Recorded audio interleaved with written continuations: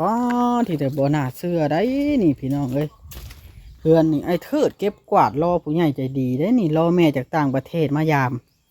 บ่น่าเชื่อเลยขนาดทานแล้วก็เก็บขึ้นไว้อยู่พุ่นเอ้ามาเบิ่งอยู่ในเฮือนมาเบิ่งอยู่ในเฮือนไปจะได้อยู่ในเฮือนมันอยู่ในเฮือนนอนอยู่นี่บ่บ้าพี่น้องทิโทคือว่าสะอาดสะอ้านแท้บาทนี่โอ้เด็บเตียงกับปัดอย่างดีทิเถอะเบิ่งเดินเฮือนเดินซ่านกันปัดอย่างดีเบิดเลยเก่งอีหลีไอ้เธอนี่บน่าเชื่อว่าแล้วสิเฮ็ดได้ปานนี้เพื่อรอผู้รักผู้ใหญ่ใจดีแล้วก็เอาใจใส่อยู่เด้นี่เนาะพี่น้อง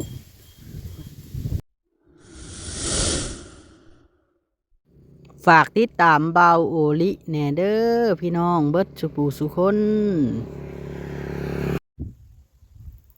สบายดีพี่น้องสบายดีเด้อพี่น้องเบิดสุปูสุคนเบิดสมองสุบอนพี่น้องเนาะมื้อนี้อยู่ที่เฮือนไอ้เทิดพี่น้องเบาโอลินะมาเฮือนไอ้เทิดมาคนเดียวพี่น้องเนาะว่าสิมาหาไอ้เทิดแล้วก็สิถามความจริงจากเราเรื่องข้าวน้ำซ้ำปลาเรื่องที่ว่าเราสงสัยว่าลุงแล้วนะซื้อเอาข้าวนะซื้อเอาข้าวลุงซื้อเอาเข่าเล่าเองนะเข่าที่ว่าเราไปรับจ้างแล้วเอามาแล้วละชี้ในช่วงหนึ่งที่เราไปปลูกอ้อยแล้วเมียเราอยู่คนเดียวเมียเราเอาไปขายแล้วว่านะที่จริงนะลุงเราออกมาอธิบายแล้วว่าเข้านะสบายนะเอาไปทิ้มแล้วเราเลยไปญาติไว้แล้วก็เลยเอาเงินให้สบายนะ100,000เข้านะประมาณ10ปลายโลนี่ละเรานะบ่ถึงขั้นว่าลวงร้ายเนาะเพราะว่าเราเอาไปโห้ยทิ้มตามที่ลุงแล้วเล่าเนาะอันนี้ก็ได้อันนี้ก็ต้องเบาลีเสื้อลุงแล้วได้เนาะเป็นยังคือว่าเสื้อลุงแล้วว่าคนนี่บุมีภัยที่แพงจำลุงแล้วแหละบริวารสายเลือดนะมันทิ่มกันไม่ได้เนาะ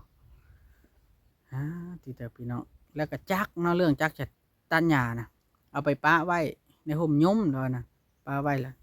ล้วก็เลยเอาขึ้นไปไว้บ่แม่นดอกเอาไปขายแล้วบ่ได้ซื้อตัวนี้เราเอาไปเก็บไว้ให้ซื้อมีกระถางน้ำบ่แม่นคู่ได้กระถางสีนะอันนึงแล้วก็กระพุ้ยแล้วก็เสียมจกแล้วกระตุกน้ำบีบนะ2ตุกเนาะเบาลินี่เป็นคนพามาเอาพี่น้องเบาลินี่แหละเพราะว่าเบาลิย่านมันเสียเนาะจะมันเสียก็เลยพามาเอาสิถึกสิพิษก็แล้วแต่ FC สิพิจารณาที่จริงนะฮะหวังดีถ้าเราอยากได้ก็คือไปเอาคืนถ้าเรามาอยู่เป็นปกติเนาะถ้าอยู่ละมือละซองแบบนี้นะก็คือมันบ่ทันได้จำเป็นต้องใช้ก็บ่เฝ้าเอาเนาะอันนี้ก็ได้ไอ้เธอน่าจะบ่อยู่บ่พี่น้องเนาะไปเบิ่งก่อนพี่น้องเนาะพี่น้องว่าสิถามให้หายสงสัยไอ้เธอไปได้ยินพ่อน้องแพทย์เว้าเนาะพี่น้องว่าผู้รักผู้ใหญ่ที่เพิ่นซื้อที่ให้นี่นะเพิ่นสิมายามไอ้เธอว่าซั่นซะอีกประมาณวันที่20ปลายเนาะ22 23บ่ได้ยินพ่อน้องแพทย์เล่าเนาะก็อยากให้ไอ้เทิดถ้าพบกับเพิ่นเนาะเพื่อเพิ่นมีคำแนะนำดีๆบ่จังใดก็เพราะว่าผู้ใหญ่ท่านนี้นะเพิ่นเป็นคนที่ว่าออกทุนเอานางใบหรือว่าเอาสาวใบนี้ไปเข้าสถานบำบัดเนาะพี่น้องก็เฮ็ดอาชีดีที่เศร้าไปเลยก็ดีใจเนาะพี่น้องเนาะเบาลีกระถาเบิ่งเพิ่นอยู่พี่น้องเนาะผู้เพิ่นใจดีฮะกระถาเบิ่งเพิ่นคือกันว่าเพิ่นเป็นจังไดเนาะหน้าตาเพิ่นเป็นจังไดเพิ่นผู้ใจดีแม่ผู้ใจดีเพิ่นนะและช่องตาหัวก็ยองเบาลีนะว่ามีเวลาฮอดสิตัดผมพี่น้องเนาะวงตัดผมก็สิคุ้มให้บ่บอสตัดให้ก่อนบัดนี้นะเอาพี่น้องไอ้เทิดกับหัวยองอีกมืออื่นคันไอ้เทิดมานี่สิให้บ่บอสเอาแบตเตอรี่หรือว่าต้องเดินมาตัดผมให้เทิดเนาะเพราะว่าผู้รักผู้ใหญ่มาน่ะเขาก็ต้องรู้จักอาบน้ำอาบในถ้าต้อนรับเพิ่นเนาะเขาก็บ่แม่นเขาสิเฮ็ดมันยุดมันยีดบ่ได้พี่น้องเนาะสำหรับเรื่องไอ้เทิดกับอันลุงสาวใบนี่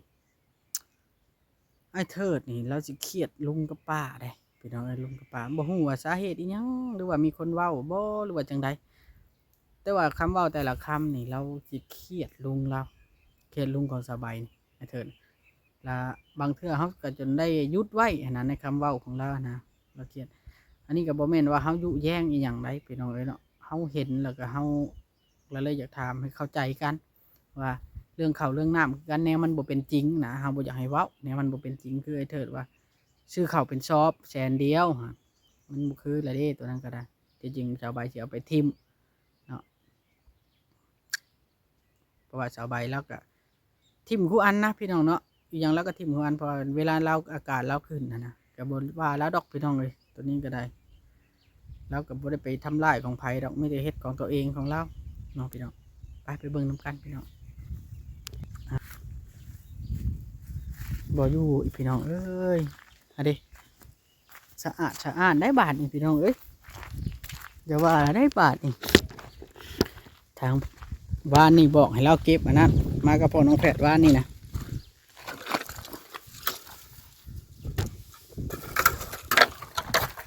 มากับพ่อน้องแพทย์บ้านเนี่ยพี่น้องเอ้ยเราบอกให้เราเก็บเด้อบอกเราเด้เรียบร้อยเลยเด้เราเห็ดไอ้เทิดเอ้ยสงสัยไปช่วงรถเพิ่นเนาะพี่น้องวันนี้อาจจะบ่เห็นเด้อพี่น้องบ่เห็นหน้าเห็นตาเพิ่นเบิ่งพื้นก็เก็บเขาไว้เบิดแล้วบานนี่เด้เมียนมัดเบิดละเป็นทานเป็นหยังแล้วก็เมียนก็มัดเนาะเจ้าจำนี้แล้วผู้ชายเฮ็ดพี่น้องชายเก็บเนาะนี่เบิ่งอันนี้เบิ่งเดี๋ยวลิจิดึงออกเองนี่เวลาผู้หลักผู้ใหญ่มามันสิย้อนตำหัวเนาะเด้อพี่น้องเฮือนชาลันแปลงคักปัญญังได้พี่น้องเอ้ยบ่แม่นว่าตัวได้ขนาดพี่น้องเอ้ยจักความได้เถิดนี่จักความชมก็เป็นผู้ใหญ่แล้วเราเก็บไปฟาดไว้คุณตัวใดส่งสิมเสือเราเดี๋ยวเราก็ปัดกวาดดีเดี๋ยวอันนี้เราปลูกนั่นปลูกนี่แล้วก็จะปลูกอีกสังละพี่น้องนะปลูกแล้วก็โหแล้วเป็นคนมักปลูกฝังเด้อไอ้เถิดดินแล้วมันงามปลูกจะจังไรก็งามนะพักบัวก็มี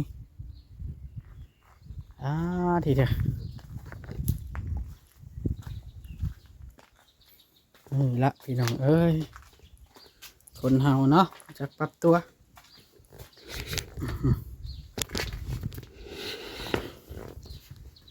โอ้ยพี่น้องเลย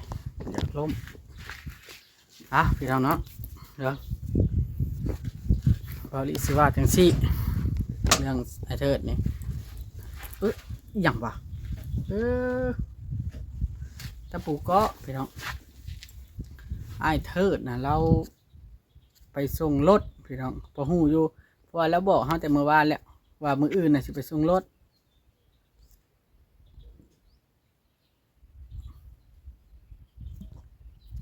ไอ้เทิดเราสิไปส่งรถเพิ่งจะโทรบอกเขาบ่าวบอดก่อนเพราะว่ายันเขาบ่าวบอดมาหาไอ้เทิดเลยบ่เห็นไอ้เทิดบ่ได้อยู่เด้อเราไปส่งรถจักรเราหาบ่เห็นเขามาแล้วหาบ่เห็นโทรบอกเขาพี่น้องเลยเนาะ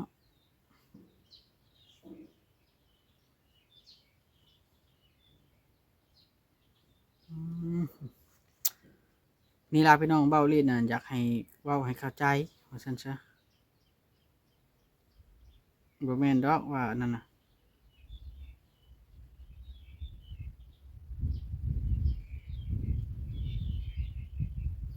เนาะพี่น้องบ่แม่นว่าเฮานี่ไปยุไปแย่งให้เพิ่นผิดกันได้นี่นะไอ้เทิดนะแล้วเราเข้าใจผิดอยู่มันหลายช็อตที่เฮาได้ยุดเราไว้เมื่อวานนี่ฮะ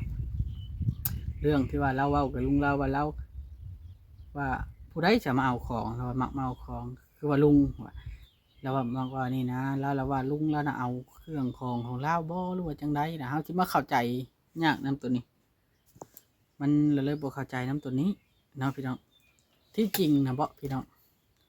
ที่จริงนะเรื่องราวมันบ่ได้มีอย่างหลายมันมีตั้งแต่มันมีแต่ตอนนี้ดอกพี่น้องเนาะของที่ว่า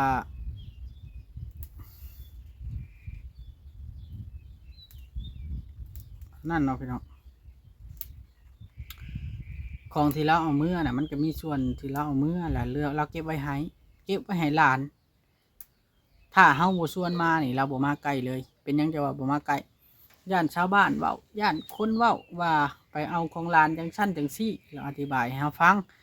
แต่ว่าเฮาก็บอกแล้วว่ามาโลดจังได๋ก็มาโลดบ่ต้องย้านเนาะพี่น้องเอ้ยต้องย้านดอกเสียงแกรถทางใดพี่น้อง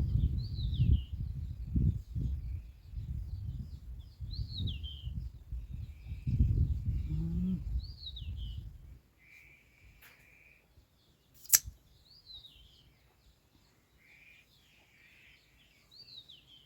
อ่ะเฮ้ยพี่น้องเอ้ยเนาะหลายเรื่องหลายราวเฮ็ดเฮือนกันใกล้สิแล้วแหล้วพี่น้องประมาณ90% 80% 90%แล้วก็เอื้อยจูลี่เพิ่นได้เฮ็ดให้นะเฮ็ดเฮือนนั่นนะพี่น้องเฮ็ดเฮือนแม่เฒ่าวอนเนาะแม่เฒ่าวอนนี่แหละเป็นคนป่วยติดเตียงได้พี่น้องสาเหตุที่เอื้อยเพิ่นอยากซอยนะย้อนว่าแม่เฒ่าวอนเป็นคนป่วยติดเตียงเอายามาสู่กินกับเพิ่นฝากยามาแล้วเมื่อวานนี้เราก็กินแล้วมื้อนี้นะเนาะอีตนอยู่ดอกพี่น้องเอ้ยแต่ละคนอืมรอเบิ่งแต่เช้าใบพี่น้องเอ้ยเนาะถ้าผู้รักผู้ใหญ่เพิ่นมาจากต่างประเทศนะเพิ่นอยากไปเยี่ยมเช้าใบก็จักว่าสิเยี่ยมได้อยู่พี่น้องเนาะถ้าเป็นบ่แม่นวันหยุดได้เนาะพี่น้องถ้าวันปกตินะเราก็เริ่มเป็นปกติแล้วเช้าใบรอเบิ่งพี่น้องเนาะจัก2 เดือน3 เดือนสมมุติว่า3 เดือนสมมุติว่าเราเป็นปกติแล้วเฮาก็เอาเราออกมาสมมุติว่านะผู้รักผู้ใหญ่เพิ่นเห็นดีนํสมมุติว่าแล้วก็ลุงป้าเพิ่นเห็นดีนํเฮาก็เอาเราออกมาเพื่อใช้ชีวิตเริ่มต้นชีวิตใหม่เนาะพี่น้องคืออ้ายเบาลิก็เคยเอาไปนะเคยเอาไปแล้วก็ออกมาแล้วก็ไปไทยไปยังแล้วก็แล้วหากินแล้วหากินเองแล้วนะวันสุดท้ายแล้วก็ดีสำนั้นแล้วพี่น้องเนาะจักสิเอาสำใดเนาะ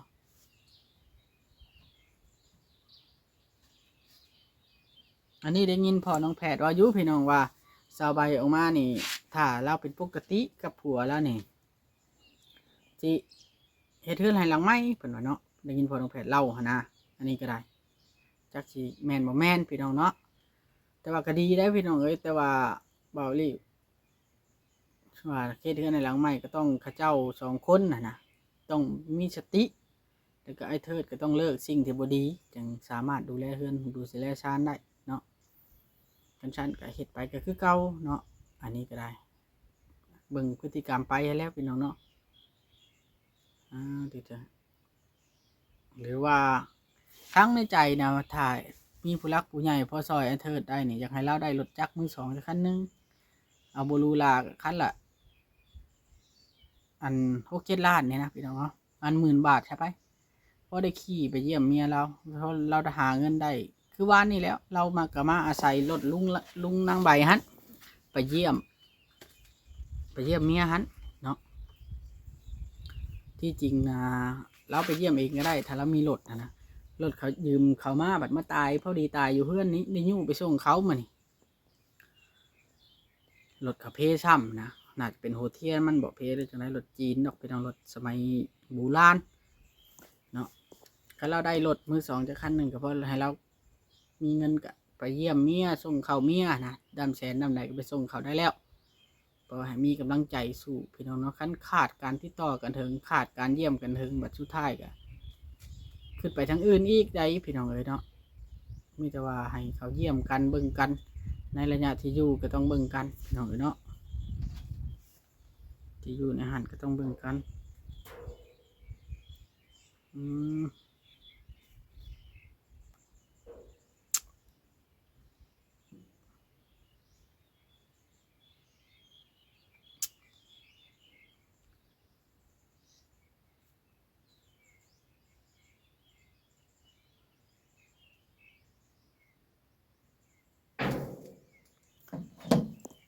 นั่งอยู่ผู้เดียวพี่น้องวันนี้เบาดีนะ